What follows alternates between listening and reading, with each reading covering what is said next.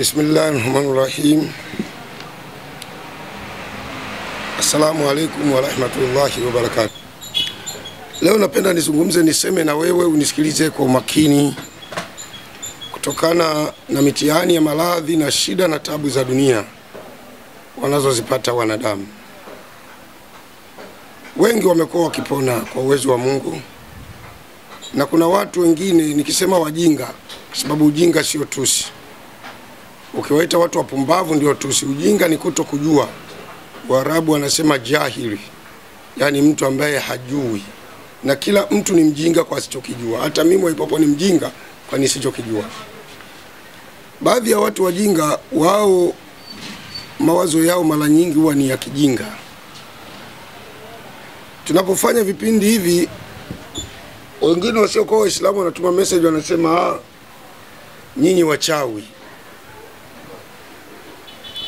Wengine wakikwama, wakiona tuna elementi za uchawi, anasema nyinyi waongo, matapeli, mnaganga njaa. Mwingine akiona kuna elementi za njaa, anaamua kupinga tu, kusema uongo. Yani binadamu ndivyo alivyoumbwa. Mwanadamu ndivyo alivyoumbwa, kuipendelea nafsi yake, kuona kila anachofanya mwenzake ni uongo. Na yani kwa ufupi ndivyo binadamu alivyoumbwa, na ndio sababu wana saikolojia wanasema kila mwanadamu ni mento, ni taila au ni cheese. Yani akili zake haziko sawa. Kila binadamu ana kichaa, ila kinatofautiana tu kichaa. Changu kinaweza kuwa kikubwa zaidi, cha huyu kidogo, cha huyu kikubwa zaidi. Watu wa saikolojia, hakuna mwanadamu ambaye yuko 100%. Sasa mimi leo nitaendelea kugusa matatizo ya majini, ushirikina na uchawi. Na naomba watu wajue kwamba haya mambo tunayoyasema yapo, na kama yapo tusingeyasema. Kwa sababu huwezi kusema kitu ambacho hakipo. Unakisema, utakisoma wapi? Utakipata wapi? Lazima tukubali kwamba uchawi, ushirikina upo. Na hao wanaoshiriki hao mambo wapo. Na Mungu amewataja na amewakemea katika vitabu vyake vitukufu. Sasa kwa siku ya leo, naomba nizungumzie dalili za mtu mwenye shetani. Watu mlioko Ulaya, tutakutumieni huduma zetu kwa DHL, na kutumia dawa zangu kwa DHL. Utapata dawa, utatumia vizuri kabisa, kwa uwezo wa Mungu utapona. Na kwa bahati nzuri dawa zetu sio uchawi na hazina ushirikina, ni simple kabisa na utapona. Sasa unaweza kujuaje kama umeathirika kweli na shetani? Sababu kila tatizo lazima liwe na dalili. Dalili ya kwanza ya mtu aliyeumia na shetani au uchawi, hata uwe Ulaya, uchawi hauangalii Ulaya wala Marekani wala Warabuni, popote pale uchawi unakwenda. Hauangalii wala Afrika wala nani, hauna tajiri wala maskini wala mcha Mungu wala mtu fedhuli, yoyote unamuingia tu. Kama Bwana Mtume ulimwangaisha, itakuwa wewe na mimi. Hakuna mcha Mungu duniani kama Mtume Muhammad sallallahu alaihi wasallam, lakini aliyumba kwenye uchawi na Mungu alimnusuru. Dalili ya kwanza ya mtu mwenye uchawi ambaye ameathirika na hili tatizo ni kiumwa kichwa upande mmoja, masikio, meno, mgongo, kiuno na kubana kifua. Hii ni dalili ya kwanza ya mtu aliyeathirika na haya mambo. Dalili ya pili ya mtu aliyeathirika na uchawi au shetani, kuumwa tumbo chini ya kitovu kwa kina mama, moyo kwenda mbio, kushtuka bila sababu, kushika moto mwili hasa miguu pamoja na ganzi na maumivu makali. Haya mambo kisha kuwa nayo, ujue kwamba wewe umeshaathirika na uchawi na una shetani anayevuruga system nzima ya afya yako. Unaweza ukatibiwa hospitali zote duniani usipone, na wengine mpaka anapata kitu kama kichaa. Uchawi au shetani unaweza kufanya mtu kwa kama kichaa. Na unakuwa unasikia kizunguzungu, kuumwa tumbo sana akina mama wakati wa hedhi, pamoja na kutoa damu nyingi au damu chache sana wakati wa period ya mtoto wa kike. Dalili ya saba, akina mama kupata maumivu sana ya tendo la ndoa.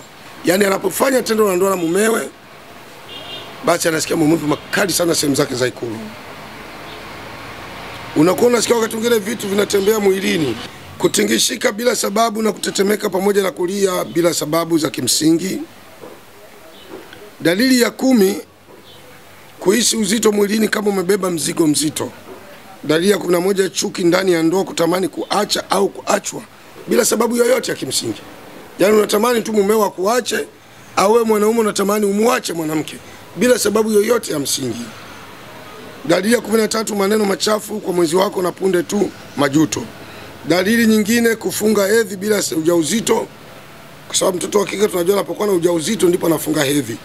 Wewe unafunga hedhi bila ujauzito. Unaona?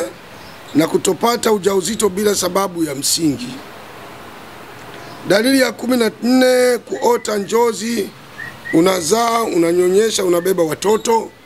Yaani unaota usingizini umezaa, unanyonyesha, unabeba watoto, unakuwa na njozi za namna hiyo. Na ukifikia hivi, ndugu yangu Muislamu na hata usiokuwa Muislamu, basi ujue kwamba wewe shetani amekudhuru na amekuaffect kwa hali ya juu. Na kama hali imefikia hivyo, mimi ni kuomba usifanye ushirikina wala usiende popote. Tunatoa huduma zetu bila kuangalia dini ya mtu. Hii ni huduma na wala sio ibada ya sala. Ni ibada, lakini ibada ya tiba ya kisuna. Dalili nyingine, kujaa tumbo mfano wa ujauzito na kucheza kitu tumboni bila ya ujauzito. Yaani tumbo linafula lakini huna ujauzito. Na unakuwa unasikia kitu kinacheza tumboni lakini huna ujauzito maskini. Unachukua ahadi, unaambia mumeo, mume wangu sasa tayari nishanasa, kumbe hujanasa ila umenaswa. Dalili nyingine, kuharibu mimba baada ya kuota tendo la ndoa. Dalili nyingine, kuyeyuka mimba na kuharibika bila sababu za msingi. Ndoto za tendo la ndoa mara kwa mara. Kuvurugikiwa mipango ya kuoa au kuolewa. Unaweza kuwa unapanga kuoa, lakini wallahi thumma wallahi unataka kuenda kuoa, mambo yanaharibika. Unashangaa mambo yote yamevurugika. Au mtoto wa kike unataka kuolewa, mwanaume anakukataa ghafla tu from nowhere. Angalia sana. Sasa watu wengi wanakimbilia kwenye matunguli, anafunga mahirizi, anakuwa mtu wa ajabu. Hizi ni dalili tu za mtu aliyeathiriwa na shetani. Hiyo namba yetu iko hapo juu. Hiyo namba kama uko Ulaya, Warabuni, Uingereza, unaweza ukanipigia kwa WhatsApp. Tukaongea vizuri, na mangu kwenye WhatsApp. Tutaongea vizuri, unaniambia, na nipende niwe muwazi kwako. Mimi si kinacho kusumbua naweza nikakitibu. Hapa napenda niwe mkweli, kwa sababu sisi ni watu wa kiimani na lazima tuwe wa kweli kama Mungu anavyotuelekeza. Hata hospitali uwezo kumkuta daktari mmoja anatibu maradhi yote ya kansa, atibu yeye, malaria atibu yeye, pressure atibu yeye, sijui operation yeye, mifupa. Hapana, never. Hata mimi lazima unipigie simu uniulize, Sheikh Mwaipopo, mimi na iki na iki na iki, unaweza ukanisaidia? Kama kiko ndani ya maumbile yetu, ndani ya uwezo wetu, tutakwambia is good, tutakusaidia. Na kama hakiko ndani ya uwezo wetu, tunakwambia kajaribu sehemu nyingine. Huu ndio Uislamu na huu ndio binadamu, kwa sababu Uislamu umeumbwa katika misingi ya ukweli na haki. Dalili nyingine, ndoto za tendo la ndoa mara kwa mara. Kuvurugikiwa mipango ya kuoa ama kuolewa. Kuwa na hamu sana ya tendo la ndoa unapokuwa peke yako, ukikutana mwenzako hamna hamu. Kupungukiwa na nguvu za kiume. Sasa hapa ndipo penye kushelesha kidogo. Kuna watu ambao hawajui, japo kuwa wako Ulaya, lakini hawajui formula ya maradhi. Hata hapa Afrika kuna watu wengine akikosa nguvu za kiume anahangaika anatafuta dawa ya nguvu za kiume. Duniani, kama nasema uongo, mlioko Ulaya, si ndio kwenye madaktari wazuri na wasomi wazuri? Hakuna dawa ya nguvu za kiume duniani. Mtaibiwa sana. Duniani hakuna dawa ya nguvu za kiume, ila ukiwa na maradhi yafuatayo lazima nguvu zipungue. Ukiwa na kisukari, ukiwa na tezi dume, ukiwa na pressure, ukiwa na gauti, ukiwa na vidonda vya tumbo, ukiwa na mshipa wa ngiri wanaita hernia, ukiwa na stress, yani msongo wa mawazo, uwezi ukafanya tendo la ndoa. Kwa hiyo maradhi yanaweza yakamfanya mtu akapungukiwa nguvu za kiume ni hayo. Nje ya hayo, ukiona huwezi tendo la ndoa, ni moja kwa moja wewe una shetani moja inaitwa jini ashki kwa lugha ya Kiarabu. Kwa sisi Afrika tunamuita jini mahaba. Ujini akikuingia anaweza kavuruga nguvu za kiume, akavuruga system zima ya maisha, akakufanya hata ukipata pesa ikai, akakufanya maisha yako yote akavurugika. Huyu ndio jini mahaba. Kwa hiyo hakuna shetani anayeweza akamtoa shetani kwa kutumia shetani.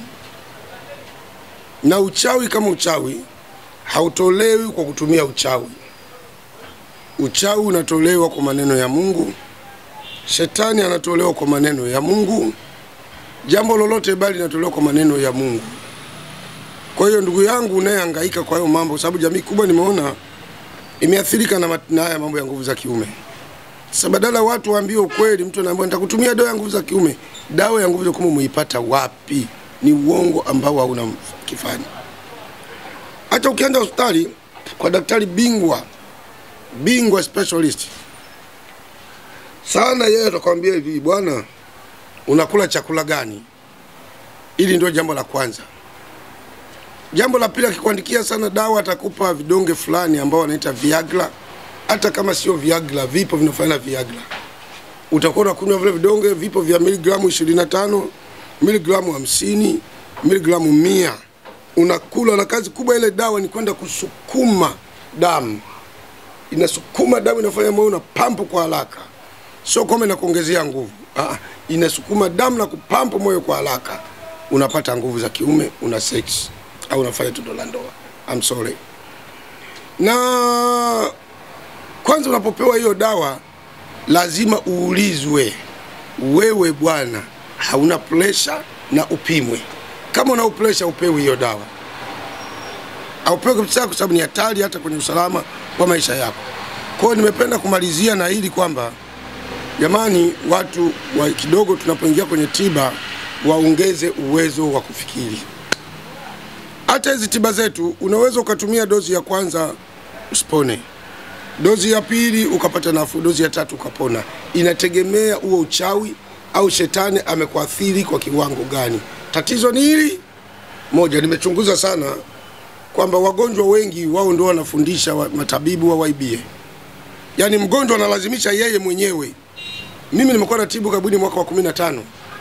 Wallahi bilahi. Natibu kabuni mwaka wa 15. Kwa hiyo nina uzoefu. Hata kama ni mjinga basi nina uzoefu. Wagonjwa wengi wanarahisisha tiba, nataka kufanya tiba ni kama chumvi ndani ya mboga au ni kama sukari ndani ya chai. Kwa hiyo inapelekea yeye ndio analazimisha. Inafikia sehemu mpaka unamwibiwa kwa sababu ya kulazimisha. Lakini naamini kama mgonjwa, kama tabibu, kama ni shekhe, kama ni mamuma, akasimama vizuri, akaeleza vizuri, akajua namna ya kujieleza, na yule anayemweleza akawa mkweli na akawa thabiti katika huduma yake ya tiba, basi nafikiri mnaweza mkaenda sawa na ukapona tu bila wasiwasi yoyote.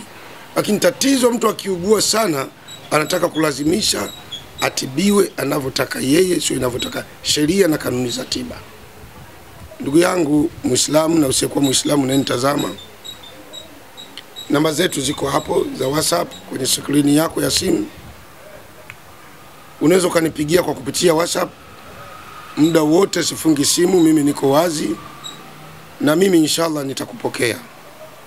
Dawa zetu popote tunatuma, mwenye maradhi yoyote tunamhudumia na tunakutumia, na kwa kweli baada ya kutumia huduma yetu utaenjoy kwa uwezo wa Mungu. Utaenjoy kwa neema ya Mwenyezi Mungu. Na inshallah usikate tamaa. Uislamu unatuambia kukata tamaa na rehema ya Mungu basi huo ni ukafiri. Yaani kusema kabisa kwamba mimi basi tena ndio, huo ni ukafiri. Wewe hujui Mungu kakuandikia nini, na kuna wakati unaweza kufikia ukapata maradhi. Wewe mshukuru Mungu. labda ungekuwa mzima ungepata matatizo makubwa kuliko hatayo maradhi ulionayo. Kuna wakati mwingine unatafuta pesa upati, shetani amekuziwia, umelogwa.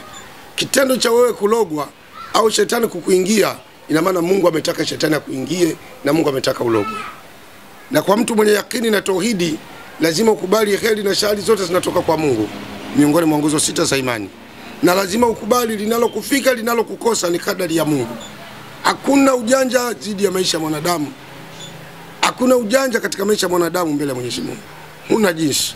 Linalokufika linalokukosa lazima ukubali kuwa ni kadari ya Mungu. Yani ni mpango wa Mungu. Hata uwe uzembe useme la, daktari huyu mzembe kweli kweli bwana. Angefanya hivi huyu mgonjwa asingekufa. Angepona. Ndio Mungu kataka sasa afe. Mungu kaingiza uzembe, kaingiza ujinga kwa daktari ili daktari adelay mgonjwa afe. Wako watu wanatumia dawa za HRV, za HIV. Kuna watu wanatumia dawa za HIV za ukimwi. Anatumia dawa, inafika wakati anaacha dawa na anajua kuacha dawa ni kosa. Na anaacha, ni mtu msomi tu. Anaacha baada ya kuacha miezi 6-7 na kufa. Watu wanalalamika, mbona mjinga huyu? Sio mjinga wewe. Mungu kamtia wehu wa muda tu ili aache dawa. Muda wake wa kufa umefika ili afe. Ukimwi uwe ni sababu ya kumsababisha mauti. Basi mimi nikushukuruni sana. Namba zetu za simu ziko hapo zinapita. Inshallah biidhnillah, ukituhitaji utatupigia kwa WhatsApp, sehemu yoyote tutakutumia dawa zetu. Hazina shida wala hazina tatizo lolote. Mungu ibariki Tanzania, ibariki Afrika, warehemu wagonjwa wote wanaougua inshallah. Assalamu alaykum wa rahmatullahi wa barakatuh.